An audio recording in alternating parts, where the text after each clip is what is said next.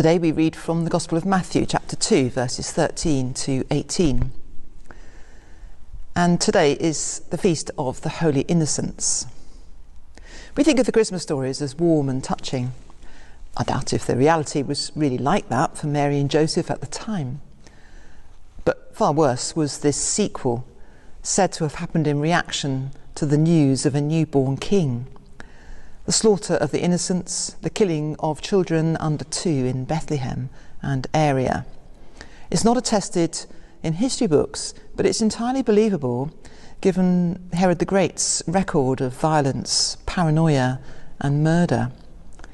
He even had some of his own children killed when he thought they threatened his authority. So the news of a king of the Jews being born is bound to have aroused his paranoid reactions. Joseph escaped into Egypt with his family and wisely remained there until Herod was dead. Behind this narrative are Old Testament echoes, which Matthew expects us to hear. Once again, as at the Exodus, a king is killing Jewish children. Moses was hidden and his life was saved, and Jesus also is being hidden and will be saved by the flight into Egypt. And then God will once again call his son, the representative of his people, out of Egypt and into the promised land. Well, the slaughter of the innocents was terrible, but it happened a long time ago, and it couldn't happen now.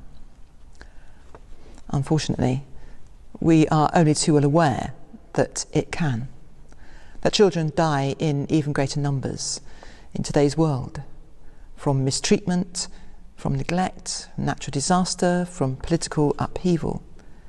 Very often, children are the innocents who suffer as a result of adult evil, just as in Herod's time. In 2021, UNICEF supported 336 million children in the world at risk of malnutrition. 336 million. The numbers are so huge, we can't take them in. Today, 3.3 million children in Ukraine are in need of support. Homes, schools, water supplies, hospitals have been damaged or destroyed. Families have been separated, schooling disrupted. Over 1,000 children have been killed or injured in the war so far. Even if they remain safe physically, how this will impact on them psychologically, heaven only knows. Back in April, the statistics were that 4.8 million of Ukraine's 7.5 million children were displaced, with 2 million having left the country.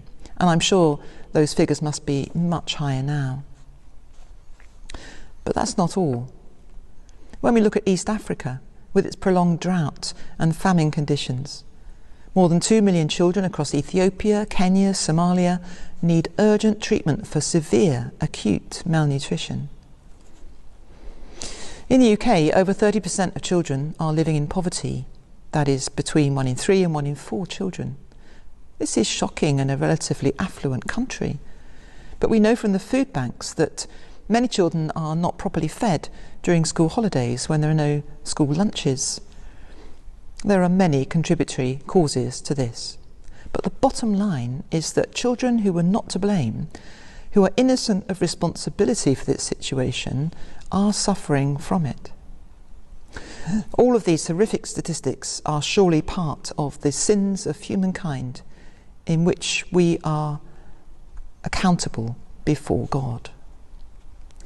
Do support UNICEF in their appeal for the support of the children of Ukraine, of East Africa and of the UK.